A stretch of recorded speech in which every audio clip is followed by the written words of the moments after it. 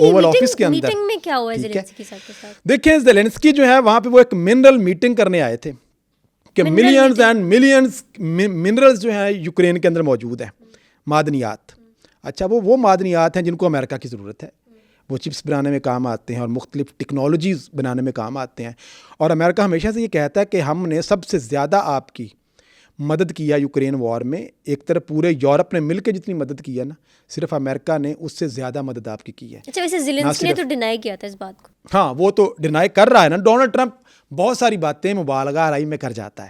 مطلب Donald Trump نے بھی کوئی باتیں سچی نہیں کی جو اس نے کیا کہ ہم نے آپ کو اتنا بلین ڈالرز دیے ہیں بلا بلا بلا. لیکن جب آپ اسٹیٹس پہ آتے ہیں تو وہ ڈفرینٹ ہے چیزیں. لیکن یہ بات ٹھیک ہے کہ یورپ سے زیادہ امداد کی ہے امریکہ نے یوکرین کی جنگ میں, ٹھیک ہے, اور یورپ سے زیادہ فوج ہے امریکہ کی یوکرین کی جنگ میں جو کہ یوکرین کے لیے لڑ رہی ہے. اب وہ یہ کہتا ہے کہ ہم اتنی امداد آپ کو دے رہے ہیں. جو بزنس مین ہوتا ہے نا وہ ہمیشہ پروفٹ کی سوچتا ہے کہ میں جو بھی کام کر رہا ہوں مجھے اس کا بینیفٹ کیا ہو رہا ہے, ٹھیک ہے. اب ڈونلڈ ٹرمپ کو پیسے چاہیے اور اس کو پتا ہے کہ میرے پاس صرف 4 سال کا عرصہ ہے اور اس 4 سال کے عرصے کے اندر میں نے لوگوں کو یہ دکھانا ہے کہ میں کچھ نہ کچھ کر کے جا رہا ہوں اور 4 سال ایسے گزر جانے ہیں. لہٰذا اب آپ دیکھتے ہیں کہ یہ ابھی اس کو میرا خیال مہینہ 20 جون کو اس نے ابھی 1.5 مہینہ ہونے کو ہے, تو لگتا ہے یہ کوئی 5 سال پورے ہو گئے ہیں. مطلب 5 سالوں میں جتنا کام امریکی صدر یا ایگزیکٹو آرڈر سائن کرتا تھا نا اتنے آرڈر ڈونلڈ ٹرمپ نے اس 1.5 مہینے میں سائن کر دیے. ہر روز بیٹھ جاتا ہے, میڈیا کو سامنے بٹھاتا ہے اور شروع ہو جاتا ہے اور دھڑا دھڑ وہ سائن کری جا رہا ہے. اچھا اب جتنے بھی ایگزیکٹو آرڈر سائن کیے جا رہے ہیں ان میں سارے کے سارے آرڈرز اگین جو رائٹ ونگ کی پالیسی اور آئیڈیالوجی کو فیور کرنے والی پالیسیز ہیں ان کے اوپر وہ اوپنلی سائن کر رہا ہے. جو جتنے بھی ٹائکونز ہیں ایلون مسک جیسے جو ان کے کاروباری مفادات کو پروٹیکٹ کر رہے ہیں آرڈرز, وہ ان کو کر رہا ہے. جتنے بھی اگینسٹ دا LGBTQ آرڈرز ہیں ان کو وہ سائن کر رہا ہے. تو مطلب جتنی بھی میں نے انڈیکیٹرز آپ کو رائٹ ونگ کے بتائے ہیں تو جو چیزیں بھی ان آرڈرز میں آتی ہیں جو اینٹی امیگرینٹس ہوں, وہ اینٹی جو ہیں وہ ایسی پالیسیز ہوں جو کہ کاروبار کو فیور کرتی ہیں ان کی فیور میں ہوں, تو ان تمام آرڈرز کو وہ سائن کری جا رہا ہے. تو جو آپ نے سوال کیا تھا کہ ایلون مسک کا بڑھتا ہوا جو اثر و رسوخ ہے کہ ایک دنیا کی تاریخ نے اتنا امیر آدمی اس سے پہلے کبھی نہیں دیکھا, ٹھیک ہے. 440 جو ہے وہ بلین ڈالرز کے قریب جس کی ٹوٹل نیٹ ورتھ ہے, اور جس بندے نے $300 ملین ڈونلڈ ٹرمپ کی کیمپین پہ لگایا ہو, کسی نے 250 بھی کچھ لکھتے ہیں, کچھ 290 تک بھی کہتے ہیں, تو وہ بندہ جس دن ایلون مسک یہ ڈونلڈ ٹرمپ افتتاح کرتا ہے اور اپنی جو پہلا دن ہوتا ہے اس کا اور تقریب کے اندر اسی دن ٹیسلا کے جو اماؤنٹ ہے نا نیٹ ورتھ جو اس کی ہوتی ہے وہ $1 خرب تک پہنچ جاتی ہے. یہ ہوتا ہے کاروباری ذہن. جب اس نے ٹویٹر کو پرچیز کیا تھا تو لوگوں نے بڑا اس کو کہا کہ بھئی اتنا مہنگا یہ پرچیز کر رہا ہے, لیکن جو فائدہ وہ ٹویٹر کو استعمال کر کے پوری دنیا سے لے رہا ہے, پھپھو کی طرح ایکٹ کر رہا ہے دنیا کے بڑے بڑے لیڈرز. اور بالکل دیکھیں ایک کبھی وہ سائیکو بھی لگتا ہے کہ یار یہ اتنا امیر دنیا کا بندہ کس طرح کی حرکتیں کر رہا ہے, ٹھیک ہے.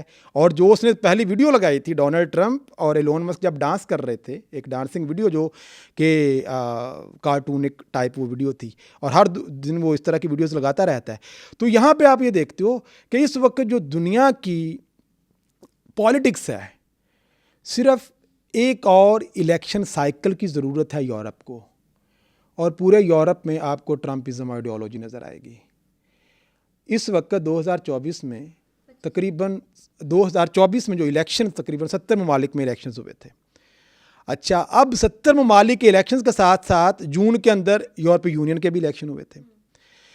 اب ان تمام الیکشنز کے نتائج جو ہے نا وہ بڑے ہولناک ہیں, اور پوری دنیا میں جو لبرل تھنکنگ رکھنے والے لوگ ہیں اور وہ لوگ جو تھوڑے سے سیکولر تھنکنگ رکھتے ہیں اور جو لیفٹ ونگ کے ہیں وہ یہ سوچنے پہ مجبور ہو گئے ہیں کہ ہم نے 300 سال سٹرگل کی اور امریکہ کے اندر اس کو ایک اوپن سوسائٹی بنایا, یہاں پہ ایک گلوبلائزڈ دنیا کی بنیاد رکھی. نارتھ ساؤتھ اور جو آپ کا نارتھ اور ساؤتھ کی جو ڈیبیٹ ہے, نارتھ بہت آگے آپ کو نظر آتا تھا اور ساؤتھ پیچھے نظر آتا تھا. اب اچانک سے چیزیں جو ہیں وہ 180 کے اینگل سے چینج ہونا شروع ہو گئی ہیں. وہ یورپ جس کا سورج دنیا میں غروب نہیں ہوتا تھا, جس کے بحری بیڑے پورے سمندروں کی تجارت کو ہولڈ کیے ہوئے تھے, جس کی فوجیں پوری دنیا میں جا کر وہاں کے بادشاہتوں کو اور وہاں کے سیاسی نظام کے اوپر, کبھی وہ ایسٹ انڈیا کمپنی کے طور پہ ہمارے ملکوں میں بھی آئیں اور یہاں پہ انہوں نے حکومت کی. کولمبس امریکہ دریافت کرتا ہے تو وہاں پہ فرانس, پرتگال اور اسپینش فورسز وہاں پہ آپ کو نظر آتی ہیں. تو پوری دنیا نے جس یورپ کو قبضہ کیا رکھا 300 صدیوں تک, آج وہ یورپ کو اس ملکوں سے بھیک مانگنا پڑ رہی ہے جو ملک ان کی کلونی تھے. دیکھیں بہت سارے لوگ یہ کہتے ہیں کہ جو رائٹ ونگ کے بڑھنے کی وجوہات ہیں نا, وہ انفلیشن ہے, بالکل ہوگی. وہ ان امپلائمنٹ ہے, وہ بالکل ہوگی. وہ یہ کہتے ہیں کہ امیگرینٹس آ کے ہماری جابز یہاں پہ لے رہے ہیں لہٰذا ان کو, وہ بھی ہو سکتا ہے. لیکن میرے نزدیک جو سب سے بڑی وجہ ہے یورپ کے اندر رائٹ ونگ پاپولزم کی ایمرجنس کی, وہ یہ ہے کہ جب آپ کا ماضی بہت زیادہ درخشاں ہوتا ہے نا, اور آپ کے پاس ماضی میں آپ نے پوری دنیا کو رول کیا ہوا ہو, اور گلوبل نارتھ جو تھا اس کی ایک اپنی آئیڈینٹی تھی, اور گلوبل ساؤتھ کو وہ ہمیشہ مارجنلائز سمجھتے تھے, اور وہ ہمیشہ اپنے آپ کو سپرمسٹ ان کی اپروچ ہوتی تھی جو ویسٹرن لوگ ہوتے تھے. وہ جب یہ دیکھتے ہیں کہ دنیا کے اندر گلوبل ساؤتھ, چائنا, 1990 سے پہلے کون جانتا تھا چائنا کو, جو اتنی بڑی اکانومی بن کے آ رہا ہے, وہاں پہ تو ڈیموکریسی بھی نہیں ہے. انڈیا اتنی بڑی اکانومی بن کے آ رہا ہے, ٹھیک ہے. تو جب گلوبل ساؤتھ جن کو ہم کہتے تھے کہ آپ مارجنلائزڈ لوگ ہیں, آپ کو ہم نے آپ کے اوپر حکومتیں کی ہوئی ہیں, آپ ہماری کالونیاں رہے ہیں, اور یہ لوگ بھی ہمیشہ ہمارے انڈر کام کرتے تھے. اب جب یہ لوگ ہمارے سامنے نہیں, ہم سے آگے جانا شروع ہو گئے ہیں, تو یہ وہ انسیکیورٹی ہے جو وہاں کی جین زی کو, ٹھیک ہے, جو 2000 کے بعد پیدا ہوئے ہیں, ان کو سب سے زیادہ رائٹ ونگ کی جو پولیٹیکل پارٹیز ہیں وہ اپنی طرف کھینچ رہی ہیں. سارے کا سارا جو نوجوان ووٹ ہے, ابھی دیکھنا 2016 میں بریگزٹ ہوا تھا نا, پہلا جو ڈنٹ پڑا تھا یورپی یونین کو, کہ ایک کی جو اسٹیٹ تھی یورپی یونین کی, 27 ممالک ممبرز ہیں یورپی یونین کے, یورپ کے, وہاں سے یو کے جو ہے اس میں وہ ریفرینڈم کرواتے ہیں. تمام بوڑھے لوگ کہتے ہیں کہ ہمیں یورپی یونین کا حصہ رہنا چاہیے, اور جتنا نوجوان طبقہ ہے یو کے اندر وہ آپ کو بریگزٹ کے حق میں نظر آتا ہے, اور وہ کہتا ہے کہ یورپی یونین سے آپ علیحدہ ہو جاؤ, ٹھیک ہے. اب وہ کون سی چیزیں تھیں جنہوں نے موٹیویٹ کیا ہے ینگ جنریشنز کو؟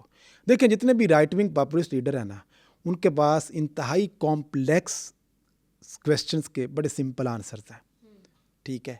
جب ان کو کہا جاتا ہے, لیفٹسٹ کو کہا جاتا ہے جی اکانومی آپ کیسے ٹھیک کریں گے, اب ان کے پاس کوئی سادہ جواب نہیں ہے. جب ان سے پوچھا جاتا ہے آپ اکانومی کیسے ٹھیک کریں گے, وہ کہتے ہیں جی میں امیگرینٹس کے اوپر پابندی لگا دوں گا.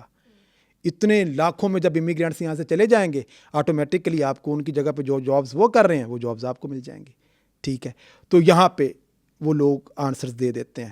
اچھا, وہ جتنے بھی کمپلیکسٹیز ہیں آپ کی سوسائٹیز میں, وہ یہ کہتے ہیں کہ وہ ساری آئی ہی اس گلوبلائزڈ تھنکنگ کی وجہ سے ہے.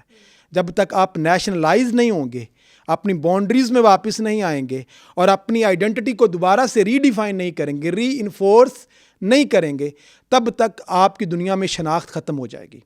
باہر سے آنے والے لوگ, آبادی ان کی زیادہ بڑھ رہی ہے, آپ کی آبادی بھی کم ہو رہی ہے, اور جب وہ آبادی میں زیادہ ہو جائیں گے تو وہ آپ کے اوپر رول بھی کرنا شروع کر دیں گے. جس ملک میں آپ نے جن کو مہاجرین کے طور پہ جگہ دی, وہ یہاں پہ رہیں گے, اور یہیں پہ رہ کے وہ آپ کے اوپر پھر کل کو رول بھی کریں گے.